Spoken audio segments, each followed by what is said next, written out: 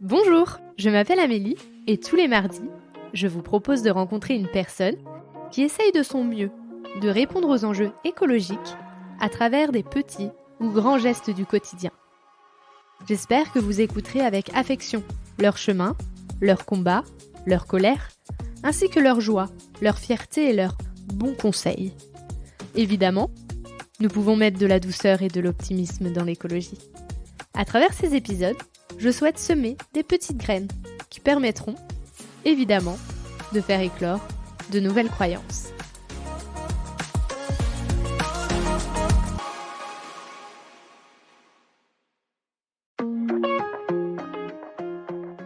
C'est qu'il faut pas avoir peur d'être débutant.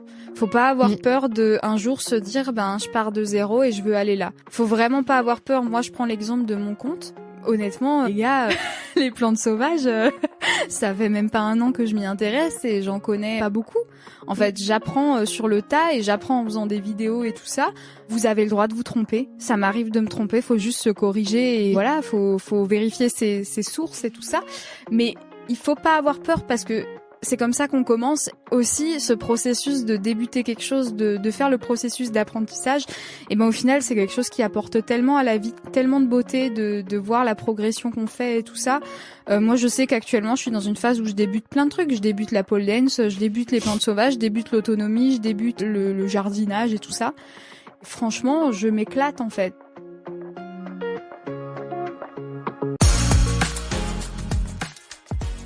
Aline est touchante par son honnêteté, son authenticité et sa prise de recul sur elle-même, sa vie, la société. Quand on la croise sur ses réseaux ou dans la vie, on n'imagine pas la souffrance de la perte de sens qui pour elle a été jusqu'au burn-out, dont elle parle avec sincérité. Son œil pétillant, son sourire bienveillant et son rire entraînant donnent envie de suivre ses nombreux projets et de chercher notre propre chemin dans l'écologie.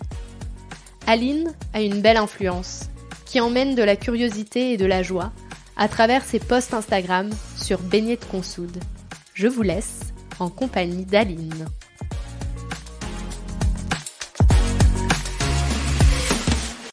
Bonjour Aline. Bonjour Amélie. Je suis ravie de te retrouver sur Paris pour un week-end d'anniversaire en avance. Oui, c'est ça. Pour faire cette interview. Et la première question que je pose à tout le monde et que je te pose, c'est comment vas-tu, mais si je te dis écologie? Écoute, je dirais que c'est mitigé, je pense un peu comme tout le monde. Parce que moi, on va dire dans ma vie, ça peut aller. Voilà, mais voilà, j'ai pris conscience de pas mal de choses ces dernières années. J'oriente ma vie maintenant différemment en fonction de ça. Et c'est sûr que quand on voit tout ce qui se passe actuellement, y a de quoi s'inquiéter. Et surtout quand nous après on essaye de s'orienter un peu vers des choses du coup différentes qui vont dans le sens de l'écologie, qu'on prend des choix et que en fait on se retrouve face à des gens qui parfois stigmatisent ou voilà, il y a beaucoup de jugement aussi. Du coup voilà, je pense que c'est mitigé parce qu'on fonce droit dans un mur mais on n'est pas beaucoup à s'en rendre compte. Voilà. Et comment toi tu te présenterais mais sous le prisme de l'écologie? Du coup, moi, je pense que je suis une écolo peut-être un peu tardive, je dirais. C'est-à-dire que moi, pendant toute mon enfance, en fait, j'ai eu une vision. Je pense qu'il y avait un truc où je me disais, c'est la merde. J'avais une vision, en fait, très fin du monde. Je me disais, un jour, il y aura la fin du monde et il y aura des incendies partout et tout.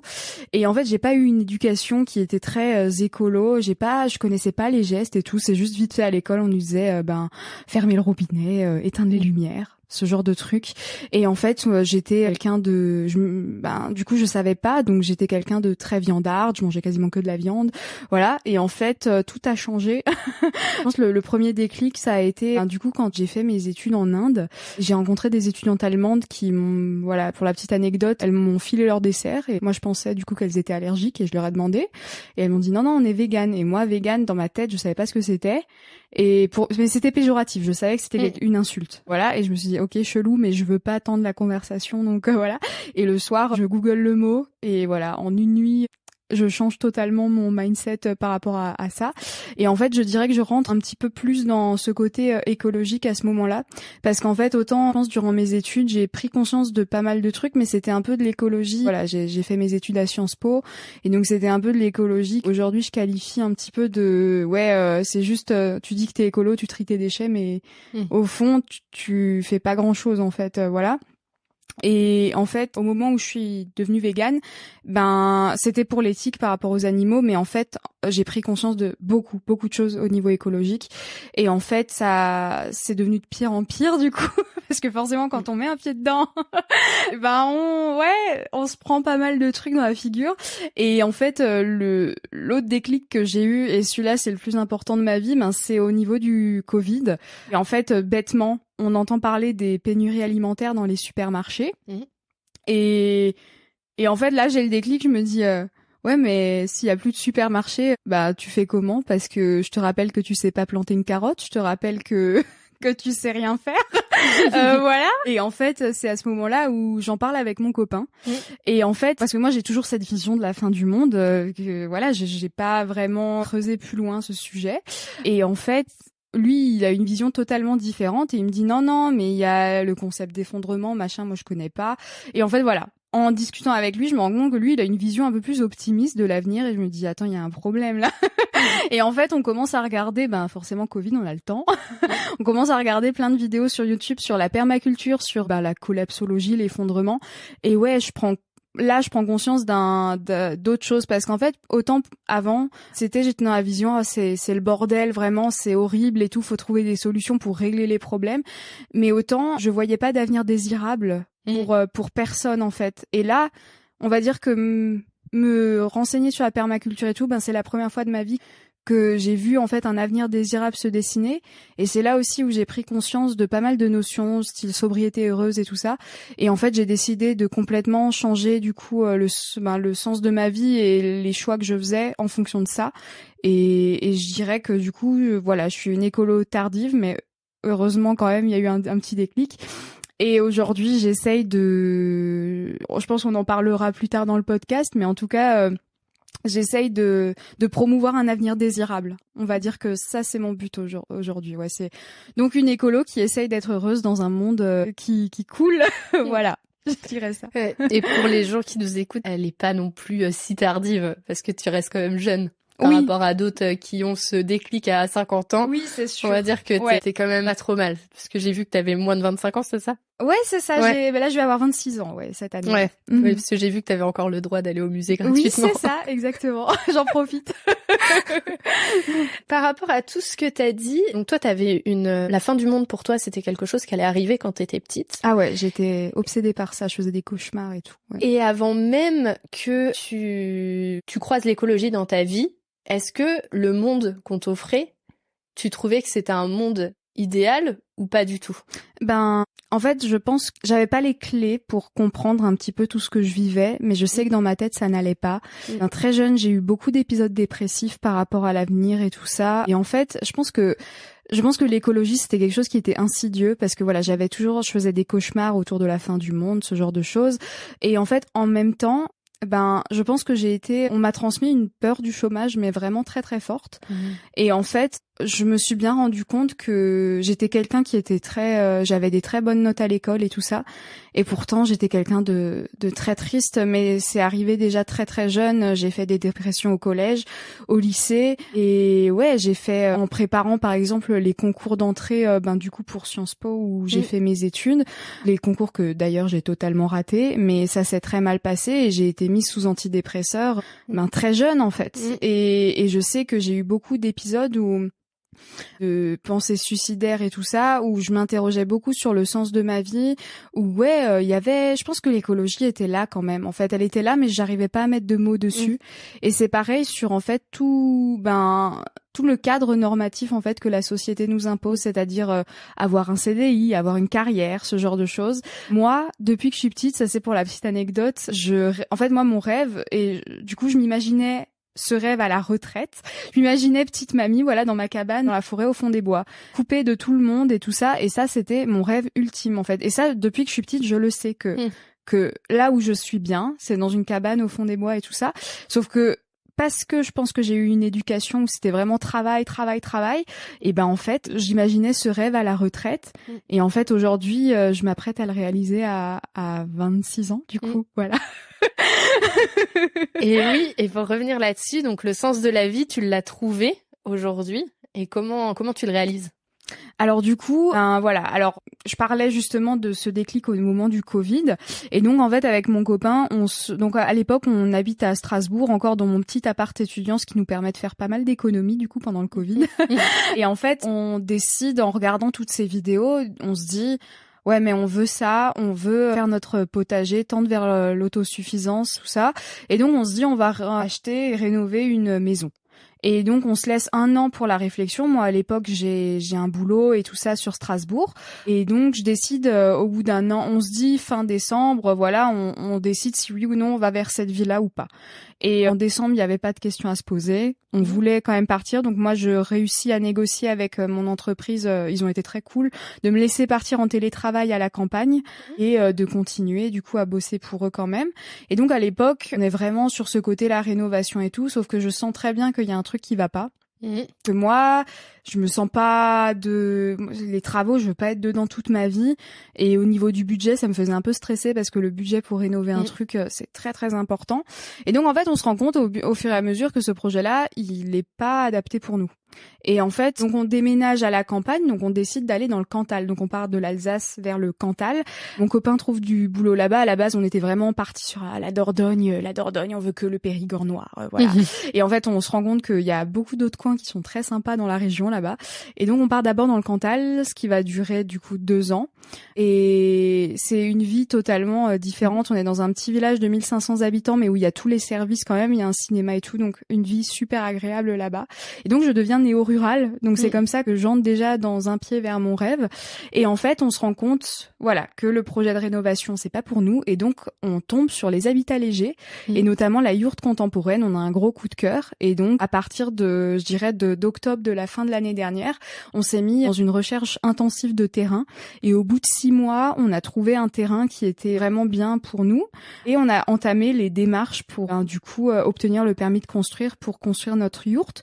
Et donc, pour faire la petite chronologie, pour que les gens réalisent un petit peu combien de temps ça prend, on a signé le compromis de vente du terrain en février. On a déposé notre permis seulement en août. Et là, du coup, fin du mois, normalement, je devrais avoir ma réponse. Mais c'est pas gagné. Mais voilà. Okay. Et comment ça se fait que c'est qu'en août que vous avez déposé Eh ben en fait, on a pris vachement de temps. Alors, je donne le petit tips déjà pour les gens, c'est que si vous voulez construire des habitats alternatifs et tout ça, comme c'est un peu compliqué, je pourrais en parler, mais avec les mairies et tout ça, on a quand même eu la chance de pouvoir signer une clause dans le compromis de vente que si le permis de construire n'est pas accepté, on perd le terrain et on paye rien. Parce que sinon, tu te retrouves avec un terrain sur les bras. Bah oui. C'est ballot, voilà. Et du coup, à la base, voilà, c'est le chemin, en fait, mais nous, on était partis sur un délégué à quelqu'un. Et au final, cette personne a signé un contrat d'exclusivité avec une entreprise de yourte et c'était pas l'entreprise avec laquelle on allait construire notre yourte. Donc voilà, tout le schmilblick et tout, et aussi le fait que ce soit des démarches où on n'y connaît rien, on stresse et tout, et en fait on met un peu de temps du coup à le faire. Et donc au final, le temps qu'on fasse les choses, on est en juin. On réussit à faire la majorité des trucs en juin, sauf que après, tu as encore des délais supplémentaires pour l'assainissement. On a eu la réponse seulement fin juillet, alors qu'on a déposé le dossier fin juin. Donc voilà, ça a mis 1 mois pour que on nous accepte d'avoir des toilettes sèches et une phytoépuration. Voilà. D'ailleurs, démarche que j'ai appris récemment que c'était payant. Voilà aussi pour le service public. Et en fait, du coup, on a pu le déposer en août. Et maintenant, on attend la réponse. Et normalement, maintenant, les délais, c'est 2 mois. Donc là, je devrais avoir la réponse prochainement. Ok. Voilà. Et pourquoi la yourte ? Alors pourquoi la yourte ? Au-delà de juste, on a vu le truc, on a eu un coup de cœur immédiat. En fait, on s'est rendu compte que nous, on n'avait pas besoin de grand chose. On voulait quelque chose de correct. On s'est rendu compte là, quand on était à Murat, dans le Cantal, que un appartement, en fait, ça nous suffisait pour vivre. Et donc, on a pris la surface d'un appartement, donc 80 mètres carrés à peu près. Et en fait, la yourte, c'est un habitat qui prend qui a peu d'emprise au sol du coup. Alors elle est quand même fixée au sol avec des plots béton, c'est le truc un peu moins écolo du truc, mais voilà, pour des raisons d'économie on fait ça. Et en fait c'est un cercle de 8 mètres de diamètre, donc en fait ça prend vraiment pas trop d'espace sur ton terrain. Et au final à l'intérieur c'est comme un appart en bois en fait avec des pièces séparées, parce que c'est une yourte contemporaine, c'est pas les yourtes mongoles qu'on s'imagine. Où tout est dans la même pièce, c'est un peu plus haut et ça reste rond. Et en fait, ce qui est super, c'est que c'est un habitat qui est bioclimatique. Du coup, il y a pas de déperdition de chaleur comme c'est rond. La chaleur, elle va pas dans des coins, voilà. Et nous, ce qui nous a séduit, c'est qu'en fait, sur le toit, il y a une sorte d'hublot qui laisse passer la lumière et la nuit, on peut voir les étoiles dans ce hublot. Et ça nous a fait complètement craquer. Et en fait, le fait d'habiter dans un habitat rond, ouais, on a su que c'était ça. Et il y avait d'autres projets, hein, bien sûr, il y a les tiny house, il y a d'autres trucs, les maisons de Hobbit, on s'est renseigné aussi dessus parce que forcément moi c'est un grand rêve les maisons de Hobbit, mais la yourte c'est quand même le bon compromis entre tout ça, parce que on veut être au contact de la nature, au contact de l'extérieur, et la yourte on a trouvé que c'était l'habitat qui nous correspondait le mieux. Ouais, c'était vraiment une question de feeling. Et après on s'est renseigné sur si vraiment c'était confortable pour habiter et tout. Du coup, a priori, voilà, on se lance dans l'aventure. Et après il y a eu une question aussi budgétaire, et c'est-à-dire que c'est l'un des habitats actuellement à construire les moins chers en France, quoi. Donc ça c'était aussi un truc, parce que les tiny house c'est super, mais depuis que c'est la mode, c'est très très cher. Et pour le coup les yurts, si on achète en kit, ce que la plupart des gens font, si on achète en kit, pour 80 mètres carrés, vous pouvez avoir une yourte entre 40 et 50 000 euros, ce qui est déjà beaucoup moins cher qu'une maison classique. Et en fait, là, c'est le petit tips aussi que je donne, c'est que si vous voulez vous lancer dans l'autoconstruction, il y a des ateliers en France qui permettent en fait de faire des stages pendant une semaine. Donc ça, tu construis ta maison en une semaine, ce qui est assez dingue. Et du coup, là, nous, on a fait le calcul, notre yourte construite comme ça, elle va nous coûter 15 000 euros. Donc en termes budgétaires, on est bien. Ouais. On est bien. Donc c'est cool, ouais. Et ça laisse du budget du coup pour d'autres trucs, et ouais, c'est la solution qu'on a trouvée qui, voilà, ça matchait super bien. Voilà. Oui, par rapport au prix d'une maison qu'on rénove, c'est sûr qu'il y a une sacrée différence, quoi. Et même en termes d'années, où tu pars dans des années de travaux pour une maison, alors que là, ça va se faire assez rapidement, en fin de compte. C'est ça. Et en fait, c'est aussi le truc qui nous a fait changer de projet, c'est qu'on s'est rendu compte que nous, on était vraiment intéressés par tout ce qui était autonomie alimentaire, le potager, tout ça. On voulait passer du temps dehors, et en fait, aucun de nous deux n'avait envie de passer sa vie à faire des travaux. Et donc, c'est comme ça qu'on s'est aussi dit, il faudrait un habitat qui soit plus rapide à construire, parce que c'est pas notre truc d'être dans les travaux. Et en fait, là, donc, je vous ai parlé de la semaine de construction. La semaine d'installation, du coup, qui suit, c'est, si on est assez nombreux, ça peut se faire en 1-2 semaines maximum. Et l'aménagement intérieur, après, ça prend un petit peu plus de temps, mais c'est très rapide, du coup. Donc ouais, je trouve que c'est quand même une maison qui est adaptée, je trouve, aux enjeux de notre époque, et surtout quand on est jeune et qu'on veut changer de vie avec peu d'argent, je trouve que c'est quand même quelque chose qui est bien. Et surtout que cette alternative, donc la yourte contemporaine, alors je le dis parce que j'ai souvent des questions là-dessus, c'est que c'est quand même quelque chose qui est légal en France, parce que on entend souvent parler des yourtes pas légales, machin. Alors oui, il y a des yourtes nomades et tout ça, où là c'est un peu plus compliqué, mais là l'option yourte contemporaine que tu fixes au sol, ça c'est légal en France. Et donc voilà, je le dis juste parce que sinon il va y avoir des questions sur la légalité, mais si c'est légal, voilà. Et donc là, t'as la première partie de ton rêve, c'est que t'as ta petite cabane, et après le reste c'était entouré de plantes. Donc comment tu fais cette deuxième partie ? Ça c'est aussi une autre histoire, parce que du coup là pour le moment c'est un peu c'est aussi pour ça un peu que j'ai créé mon compte pour apprendre avec les gens, parce que comme je l'ai dit, moi je pars de rien, de zéro, je sais pas planter une carotte. Quand j'étais petite, mes parents me demandaient d'aller dans le potager, c'était une corvée, ça me piquait les jambes, ça me grattait, voilà, enfin n'importe quoi. Donc j'ai jamais vraiment été genre main verte ou quoi, et pourtant c'est quelque chose, je me suis pris de passion complètement pour les plantes. Et du coup, il y a tout un rêve en fait qui se construit autour de ce projet-là. Donc en plus de l'habitation, c'est de faire du coup une forêt jardin avec du coup des espèces comestibles pour la plupart, ou médicinales et tout ça. Il y a une partie potager en permaculture avec 1 ou 2 serres, et un bosquet un petit peu plantes sauvages, médicinales et tout ça. Donc il y a beaucoup de choses qu'on veut faire.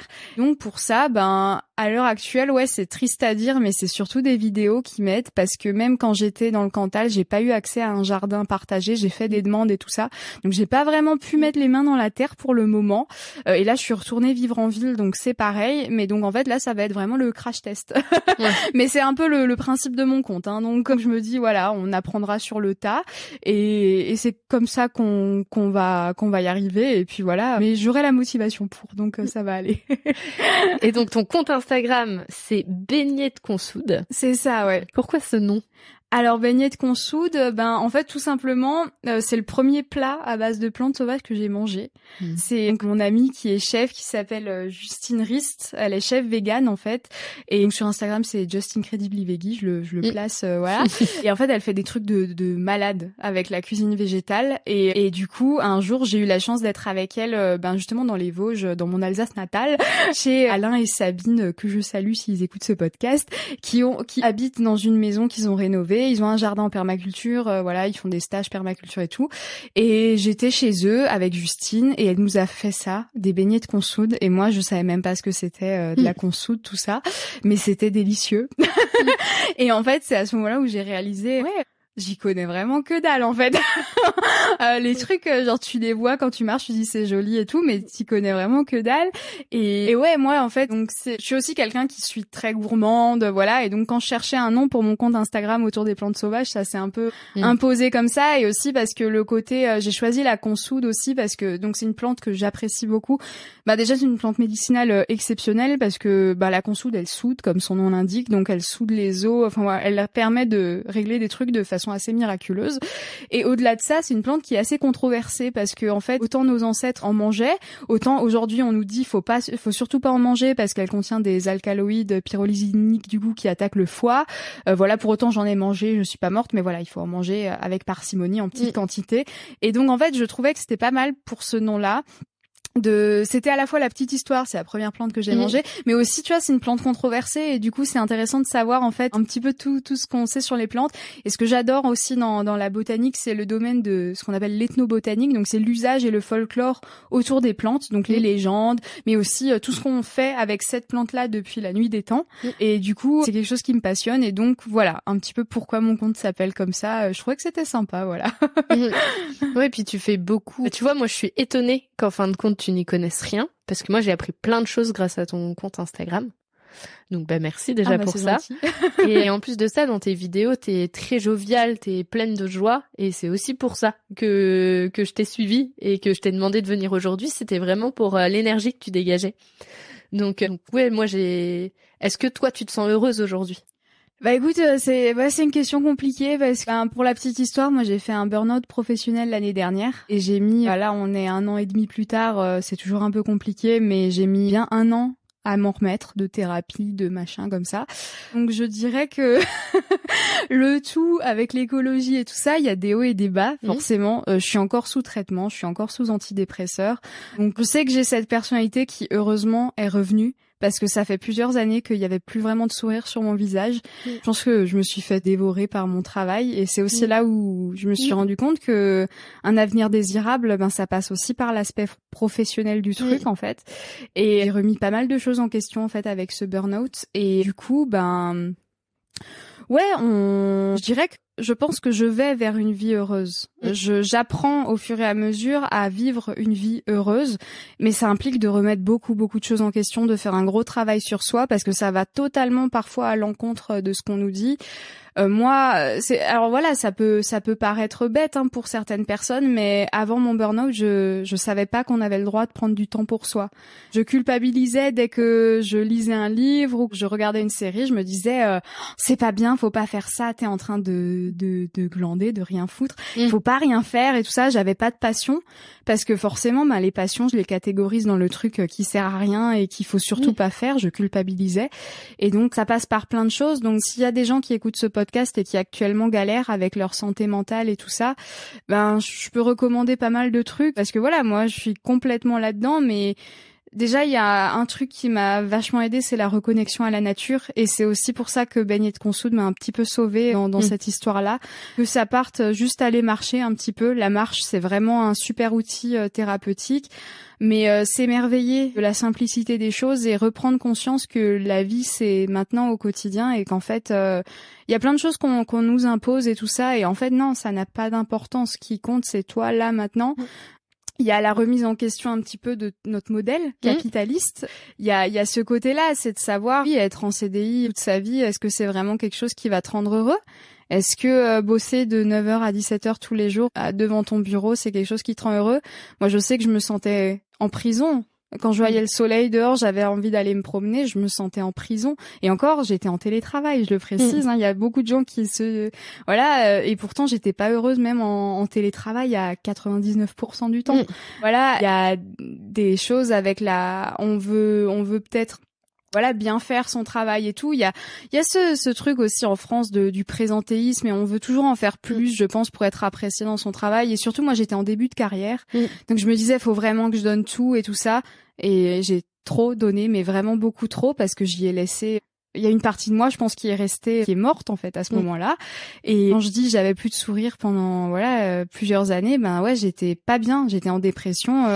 C'est triste à dire, mais à partir du moment où j'ai pris ce taf et où je l'ai terminé, et pourtant, j'étais dans un domaine qui me plaisait, communication dans une association, en plus. C'était un job de rêve, qu'on pourrait dire. J'ai réussi mes études et tout ça. J'ai réussi à avoir un taf. J'ai eu de la chance. Et je suis consciente que j'ai eu de la chance. Et pour autant, au moment où j'ai accédé à cette case de la société où on nous valorise et tout, c'est bien, t'as un CDI. J'étais au plus bas de ma vie. Et du coup, c'est là où on se rend compte qu'il y a des trucs, Et du coup, c'est aussi reprendre pouvoir sur sa vie personnelle, parce qu'on a le droit d'avoir une vie personnelle, on a le droit de faire des choses pour nous et uniquement pour nous. Et donc, moi, j'ai passé par plein d'étapes. J'arrivais pas du tout à lire un livre. Maintenant, je lis beaucoup. J'aime lire. J'ai découvert aussi la pole dance, donc un sport aérien qui me plaît à fond, et je pense que j'ai trouvé enfin un sport qui me permet vraiment de m'exprimer et tout ça. Donc voilà, le mouvement, c'est aussi très thérapeutique, comme je dis, la marche. Et il y a pas mal de trucs. À la base, je voulais même plus faire mon métier, je voulais même plus être dans la communication quand j'ai fait mon burn-out. Je voulais me reconvertir totalement en paysanne herboriste. Et au final, j'ai choisi de faire un peu un mélange des deux avec Ben Yet Consoude, et en développant un petit peu une micro-entreprise en marketing éthique et en conseil en slow communication à côté.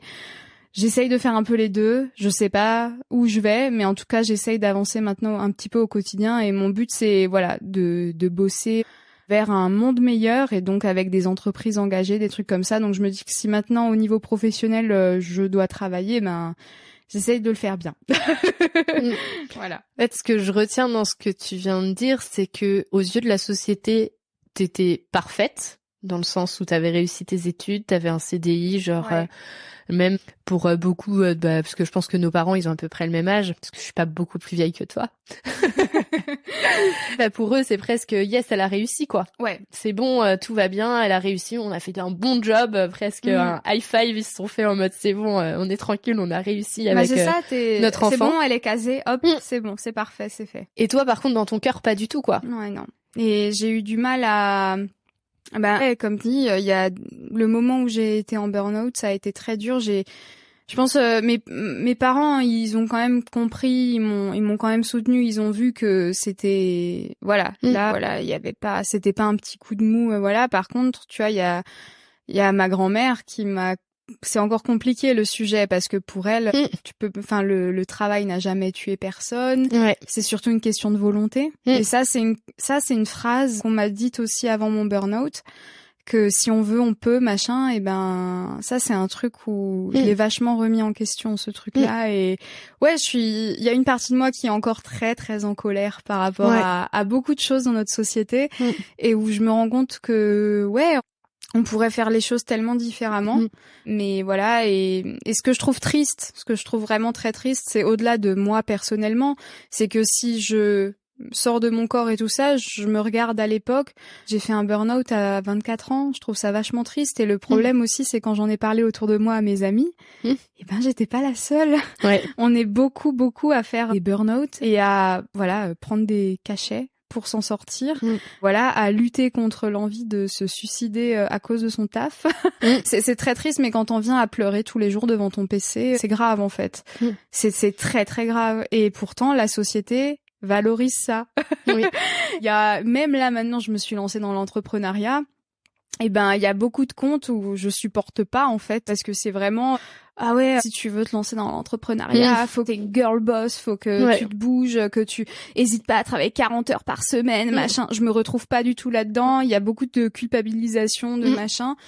Et en fait, il y a beaucoup de choses où tu te dis, en fait, c'est ça, c'est que c'est un tout.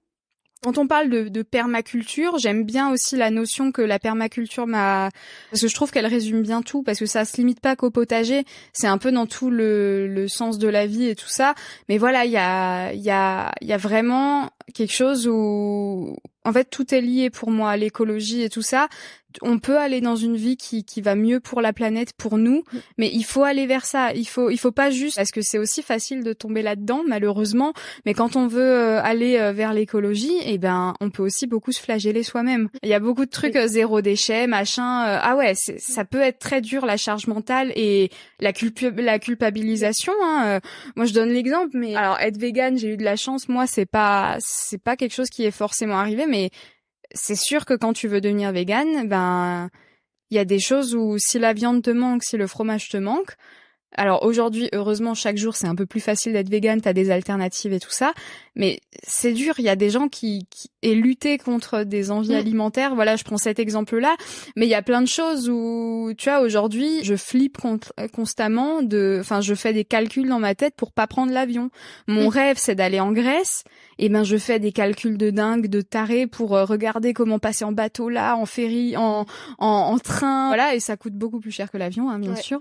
Mais du coup, il y a ce truc là où tu deviens un peu maniaque. Et c'est des trucs comme ça où faut réussir à jongler un petit peu, mais malheureusement on vit dans un système actuellement où c'est pas facile, c'est pas facile de vouloir tendre vers un chemin qui est totalement pas du tout sur le même chemin que là où la société est actuellement. Donc du coup il faut réussir à jongler un peu avec tout ça. Mais du coup, on va dire que je fais au mieux pour être bien, du coup, dans ce monde-là et dans cette situation actuellement. Je fais au mieux. C'est pas toujours facile, mais on va dire que je fais au mieux. C'est ça, c'est un des 4 accords Toltec, c'est ça, fais de ton mieux. Mais là où je te rejoins beaucoup, c'est toute cette culpabilité qu'on met derrière le travail, le nombre d'horaires qu'on te demande de faire. Alors, et que si tu fais pas, ça veut dire que tu travailles moins. Moi, j'ai travaillé dans l'informatique. Et en fait, l'informatique, ça m'a permis d'apprendre que un bon développeur est un développeur paresseux.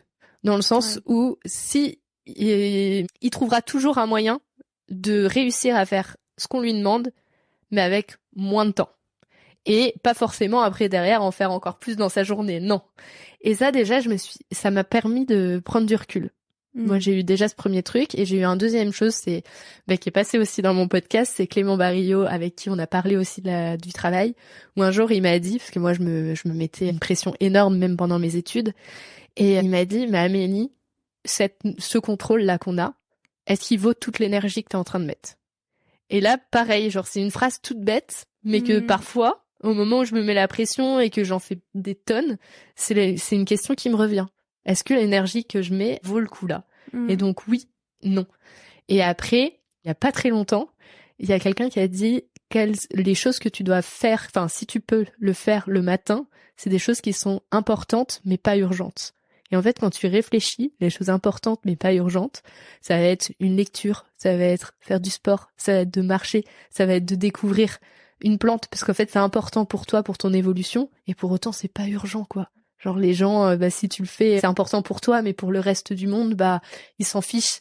Et donc c'est plein de petites choses comme ça, mais pareil que toi, au fur et à mesure, j'ai pu apprendre. Donc si ça peut te donner 2-3 tips lors de culpabilité qui pourraient revenir.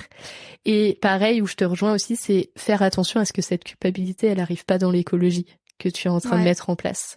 Et ça, c'est vrai que c'est moi ce que je dis. C'est pour ça que j'ai créé aussi évidemment, c'est pour on va pas être parfait, Donc, faites ce que vous pouvez et faites-le avec de la joie. Ouais, c'est ça, c'est exactement ça. Il y a, moi, il y a une notion qui m'a beaucoup parlé en fait dans tout ça et ça résonne un peu avec ce que tu dis. C'est la notion du care.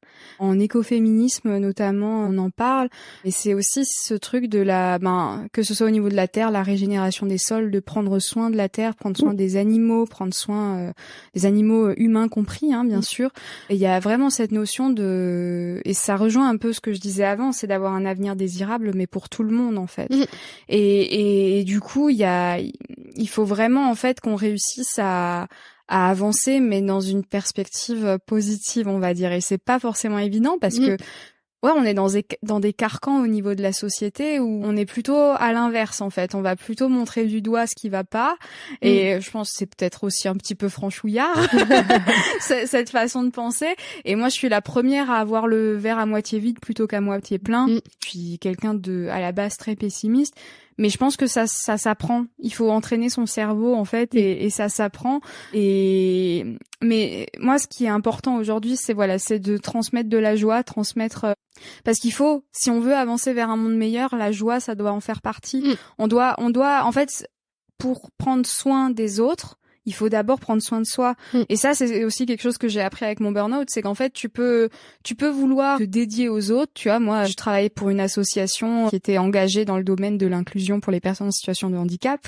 Et ben, tu peux vouloir faire le mieux que tu peux pour aider à ce que la cause avance. Mais en fait, si toi, tu vas pas bien dans ta tête, et ben, ça va servir à rien pour ces gens-là. Et en fait, ça, c'est un truc qui est hyper important et aussi parce que le fait d'avoir créé ce compte, j'échange du coup beaucoup avec plein de gens et je me rends compte qu'on est beaucoup en fait à pas trop savoir où on en est et du coup au quotidien ça c'est quelque chose de très perturbant et vraiment des fois douloureux, il y a de la souffrance derrière tout ça aussi et je pense qu'aujourd'hui il faut vraiment qu'on s'attache à mettre de la joie dans notre vie. Il faut qu'on soit heureux en fait parce que personne va le faire à notre place, en fait. Personne va nous rendre heureux à notre place. Il faut que nous-mêmes, on prenne ce temps, on trouve ce qui nous rend heureux et voilà. Et c'est un pouvoir aussi qu'il faut reprendre. Je trouve aussi que la société nous enlève un petit peu ce pouvoir-là. Bon, je parle beaucoup de la société, machin, mais en fait, il faut aussi reprendre le pouvoir sur sa vie personnelle, sa joie personnelle. C'est super important. Et parce que voilà, c'est ça, c'est la phrase, c'est pour prendre soin des autres, faut d'abord prendre soin de soi. Voilà. Et la reconnaître en plus de ça, cette joie. Ouais, la reconnaître, ouais. Ça, c'est aussi un travail. Ouais. Parce que des fois, elle est là et en fait, on la voit pas. Ouais. Et en fait, au moment où on est triste, par contre, la tristesse, on arrive à la voir. Ouais. Sans souci. Par contre, la colère, pareil. Il y a toutes les émotions qu'on nous a dites négatives, on arrive à les reconnaître parce que c'était les émotions qu'on devait cacher. Et par contre, les émotions qu'on ne devait pas cacher, donc qui ne dérangeaient pas, on nous a jamais appris à les reconnaître. Et donc la joie, ça en fait partie. Ouais, c'est super intéressant, ouais. non, c'est vrai. Donc tu disais qu'aujourd'hui, t'as plein de personnes qui te parlent. Ouais. Donc tu recrées du lien en fin de compte autour de toi. Ouais, et ça c'est aussi un truc. En fait, c'est important et ça, je l'ai quand même oublié. Et je pense que, en fait, parce que tellement je voulais être bien dans ma carrière et tout, en fait, je bossais à fond. Mais du coup, j'ai arrêté tous mes loisirs que je faisais avant. Donc, en fait, je me suis beaucoup isolée sur moi-même. Et en fait, on reste des êtres sociaux. On a besoin de voir des gens pour être heureux et tout. Et non, voir votre chien et votre copain, ça suffit pas, en fait. Et je m'en rends compte parce que à la base je suis quelqu'un moi qui suis très bavarde et très sociale et en fait j'en suis venue au point où je me posais la question si j'étais pas tout l'inverse en fait. Alors que c'est juste parce que j'allais pas bien dans ma vie, que je me suis isolée et tout. Je pense que le Covid a aidé aussi à cet isolement. Mais du coup c'est important en fait, même si vous pensez que vous en avez pas besoin ou quoi, si en fait c'est très important de s'entourer de personnes, de voir des gens, même si c'est pas des amis proches ou quoi, mais il faut sortir, il faut être au contact d'autres humains, c'est important. Et aussi parce qu'on peut aussi tomber dans, enfin moi je sais que je suis un peu tombée là-dedans à une période de ma vie, mais d'être vraiment très fermée. Il faut rester très ouvert et pour ça faut voir des gens. Je sais qu'au niveau du véganisme, il y a une période de ma vie où j'étais très fermée parce que je souffrais beaucoup de constater l'injustice au niveau de l'éthique animale et au niveau des animaux, mais du coup ça a amené à des situations où je me suis coupée d'amis parce que ils pensaient pas comme moi. Et que ce soit sur le sujet du véganisme ou sur d'autres sujets. Mais du coup, voilà, il y a beaucoup de choses comme ça où il faut réussir en fait à rester ouvert et humain. Et ça, c'est aussi un truc par rapport à quand j'anticipe, on va dire, l'avenir. Et ben, je me dis, il faut aussi qu'on apprenne à être des êtres. Je vais pas utiliser le mot tolérant, mais il faut qu'on reste ouvert et qu'on réussisse à dialoguer en tout cas avec d'autres humains et tout ça, parce que à l'avenir, on va se retrouver où on sera beaucoup de gens dans le caca et il va quand même falloir réussir à ce que tous ensemble, même si on pense des choses totalement différentes, il va falloir quand même qu'on réussisse à se débrouiller tous ensemble et à faire des trucs tous ensemble pour survivre. Et ça, c'est aussi quelque chose de très important. Ça me fait penser justement, il y a des vidéos sur le sujet en ce moment, mais qui parlent justement des intelligences artificielles avec qui on peut dialoguer sur Internet, et ces IA ne vont jamais nous décevoir, ne vont jamais nous contredire.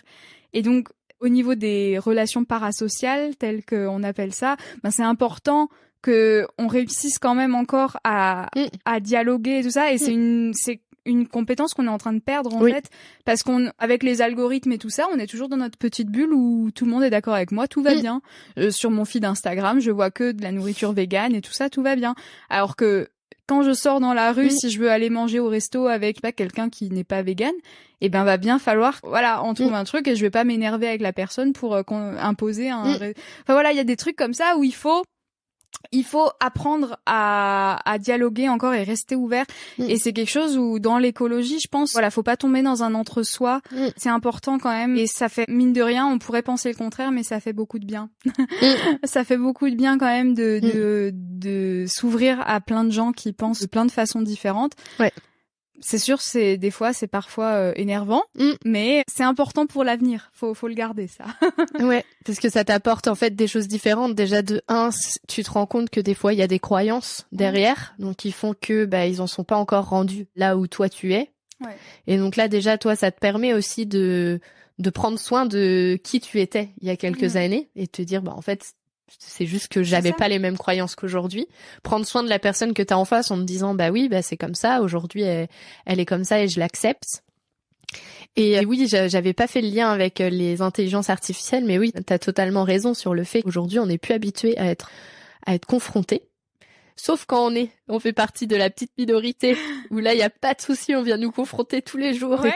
Et ça fait du bien de voir que des gens écolos pour discuter l'espace de même qu'une heure et sans que personne nous contredise ou vienne nous titiller. Ouais, ça fait du bien, voilà, ça fait du bien. Mais c'est vrai que moi, si je parle pour moi, il y a aussi cette peur du conflit aussi qui peut y avoir. Ah oui, je l'ai aussi beaucoup. Ouais.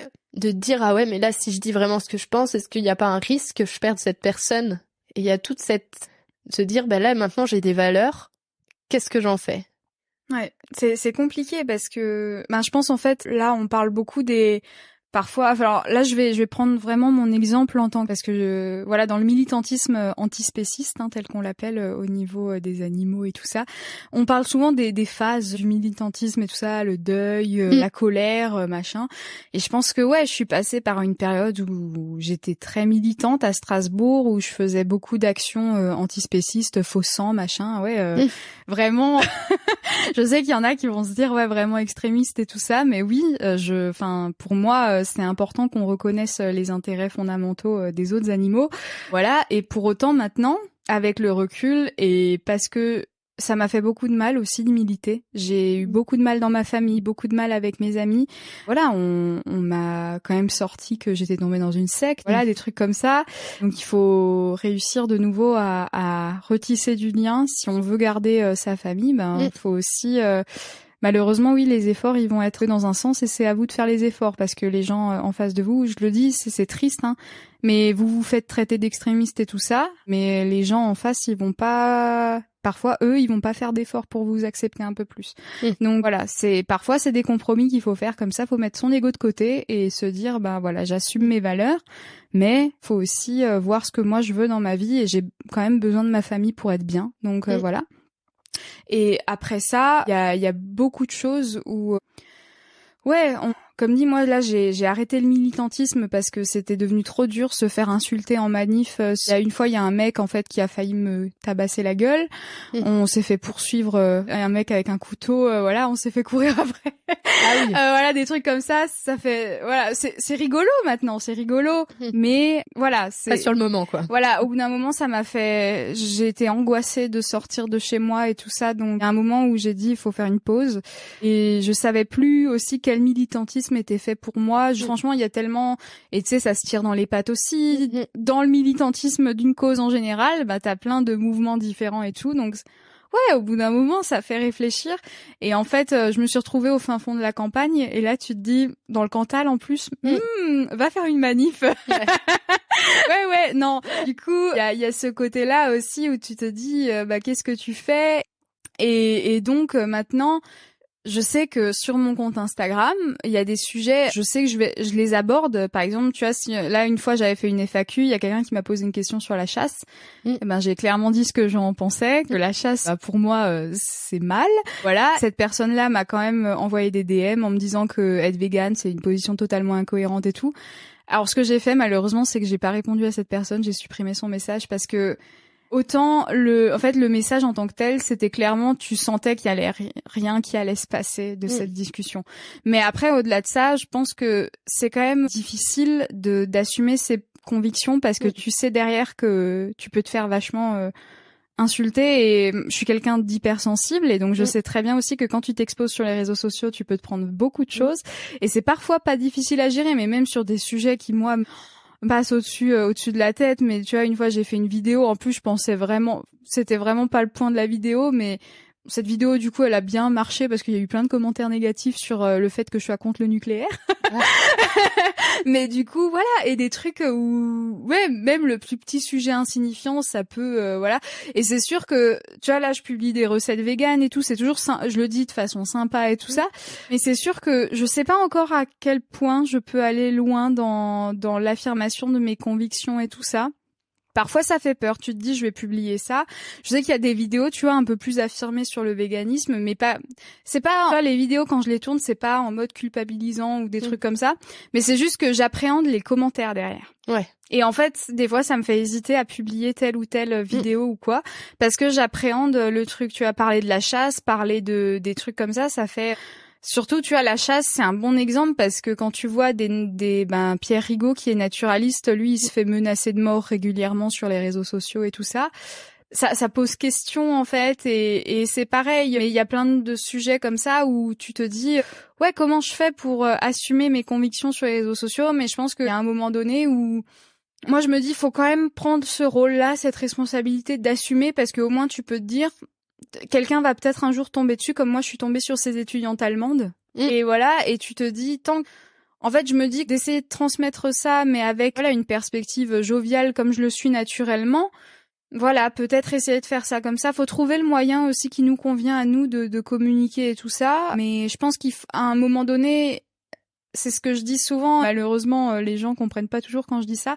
Mais on est dans une situation qui est tellement catastrophique au niveau du climat et tout ça, que, en fait, face à cette situation d'urgence, il y a que des réponses radicales qui peuvent en émerger. Tu peux pas avoir une solution un petit peu comme ça, un petit peu comme ça. Non, ça marche pas comme ça. T'as une situation d'urgence, il faut répondre par des trucs qui sont radicaux. Et là, les gens sont pas encore prêts à accepter ça. Parce que voilà, accepter des solutions radicales, oui, ça demande des efforts, ça demande de changer ses habitudes et tout ça. Là, actuellement, le problème, c'est qu'on est sur toi, tu fais des efforts individuellement, le reste de la société n'en fait pas, donc c'est toujours très compliqué pour toi. Mais du coup, ouais, il y a beaucoup de choses comme ça où je pense qu'il faut qu'on n'ait pas peur. Après, ça fait du bien, comme dit, de trouver des gens qui pensent exactement comme nous, c'est super. Mais en fait, il faut apprendre à gérer ça, faut apprendre à se détacher de la négativité des gens et tout. Et moi, j'ai la chance, tu vois, d'avoir des gens autour de moi qui sont vraiment pas prises de tête et tout là-dessus, donc eux me permettent de prendre du recul et tout.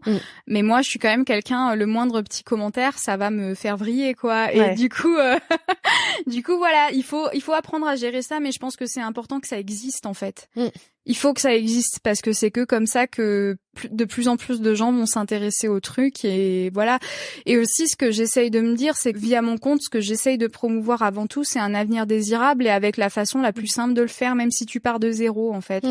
Et donc, je me dis, si tu promeut un truc qui au final s'avère simple, parce que c'est sûr, c'est pas la même chose de vivre en ville, d'essayer d'avoir tes petits légumes et tout, que de vivre à la campagne et avoir un petit jardin, en fait. Donc voilà, il y a des trucs comme ça où promouvoir un avenir désirable, je pense que ça peut être une bonne façon d'amener les gens vers cet avenir désirable pour tout le monde, quoi.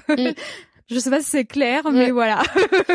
Et il y a Julie qui est venue dans mon podcast qui disait, par rapport aux haters que tu peux avoir, si j'ai quelqu'un qui vient avec de la colère, en fait, je suis contente parce que je lui ai créé une émotion. Donc, ça veut dire que j'ai créé quelque chose en lui et donc peut-être que un jour, il va changer. Moi, elle était plus gênée par les gens qui ne ressentaient rien, qui s'en fichaient complètement.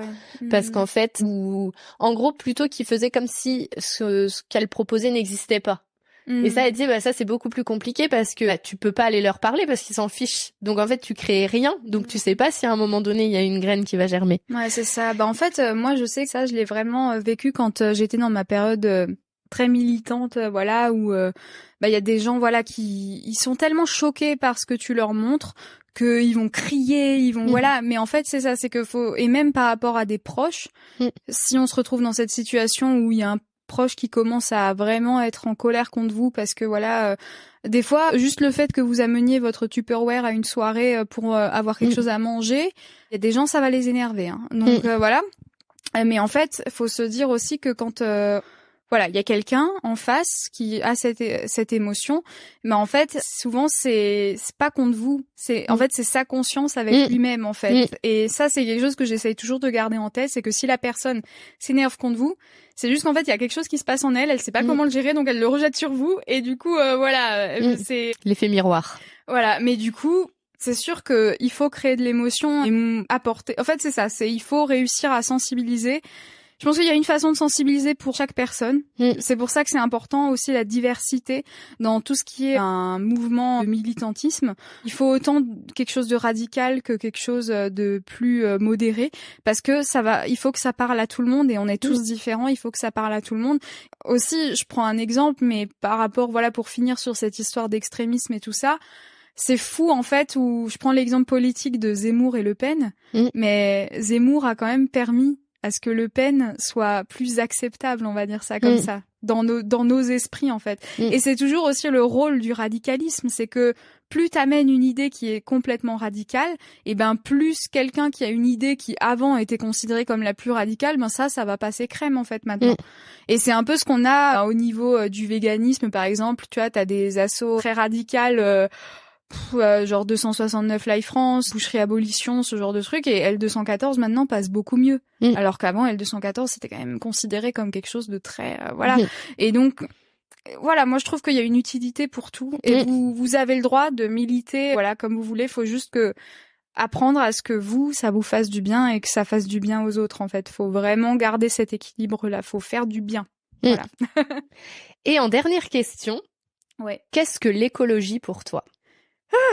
Alors l'écologie, pour moi en fait, comme je l'ai dit avant, ça regroupe vraiment. En fait, pour moi, c'est un ensemble. Faut vraiment voir ça comme un tout. C'est pas une action par-ci, une action par-là. C'est vraiment quelque chose de global. Moi, j'ai vraiment cette notion. L'écologie, pour moi, il y a vraiment cette notion du prendre soin, du care qui est là. C'est de se dire, c'est que là, on est dans une situation donnée. Et maintenant, ta mission, ça va être de prendre soin de toi, de prendre soin des autres, de prendre soin de la terre pour réussir à ce que l'avenir, demain, soit toujours plus désirable qu'aujourd'hui, en fait. Et que t'aies toujours de nouvelles opportunités de faire du bien, de grandir, ce genre de choses. Et je pense que l'écologie, au final, c'est pour moi quelque chose de très positif parce que, on parle quand même de l'environnement, de la nature et tout ça. Moi, je trouve que c'est l'une des plus belles choses qu'on ait la chance d'avoir sur Terre. Donc il faut quand même qu'on en prenne soin et ça devrait être, en fait, pour moi, ça devrait pas être un truc dans un thème, en fait, dans un programme politique. Pour moi, ça devrait être la base de tout. Voilà. Est-ce que tu veux rajouter quelque chose? Peut-être la dernière chose que je veux rajouter, c'est ce que j'essaye un peu d'insuffler avec mon compte, c'est qu'il faut pas avoir peur d'être débutant. Faut pas avoir peur de un jour se dire je pars de zéro et je veux aller là. Faut vraiment pas avoir peur. Moi, je prends l'exemple de mon compte. Honnêtement, les gars, les plantes sauvages, ça fait même pas 1 an que je m'y intéresse et j'en connais pas beaucoup. En fait, j'apprends sur le tas et j'apprends en faisant des vidéos et tout ça. Vous avez le droit de vous tromper. Ça m'arrive de me tromper, faut juste se corriger et voilà, faut vérifier ses sources et tout ça. Mais il faut pas avoir peur parce que c'est comme ça qu'on commence aussi ce processus de débuter quelque chose, de faire le processus d'apprentissage. Et au final, c'est quelque chose qui apporte tellement à la vie, tellement de beauté, de voir la progression qu'on fait et tout ça. Moi, je sais qu'actuellement, je suis dans une phase où je débute plein de trucs. Je débute la pole dance, je débute les plantes sauvages, je débute l'autonomie, je débute le jardinage et tout ça. Et c'est cool, voilà, je recommence plein de trucs. Et franchement, je m'éclate en fait. Et il faut que votre but dans la vie, ça soit de vous éclater tout en faisant en sorte que ça aille bien pour tout le monde et ça commence par vous. Et ouais, il y a plein de trucs comme ça où, comme dit, faut normaliser le fait d'être débutant. C'est pas non plus quelque chose qui est vraiment accepté dans notre société. Et voilà, faut aussi se dire les gens qui débutent, ils ont le droit. Je sais qu'il y a encore beaucoup de jugements et tout là-dessus. J'ai souvent des trucs, des messages, mais tu parles de jardin-forêt, t'en as pas, t'es pas légitime, des trucs comme ça.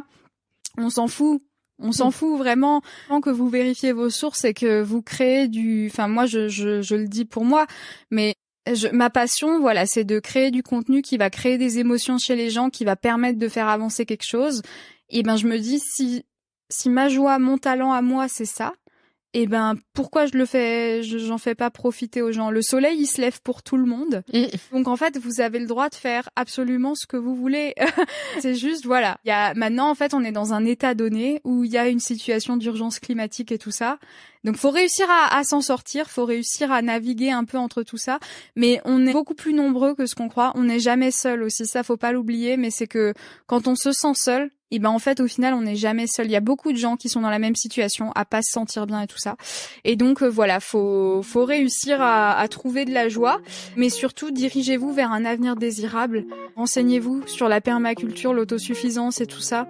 Je pense que c'est un chemin, une vie simple. Voilà, la simplicité, c'est quelque chose qui est très beau et qui, je pense, au final, règle pas mal de questions d'un coup. Merci d'avoir écouté cet épisode. J'espère qu'il vous a donné envie de participer à la transition écologique et vous a donné une nouvelle oreille attentive à ce qui nous entoure. Si le cœur vous en dit, je vous propose de me laisser un avis, de vous abonner et de me rejoindre sur Instagram, Facebook et LinkedIn. Vous pouvez m'envoyer un message à évidemment vie.e.ment.podcast@gmail.com. En attendant mardi prochain, je vous souhaite, évidemment, de jolis moments de vie en pleine nature.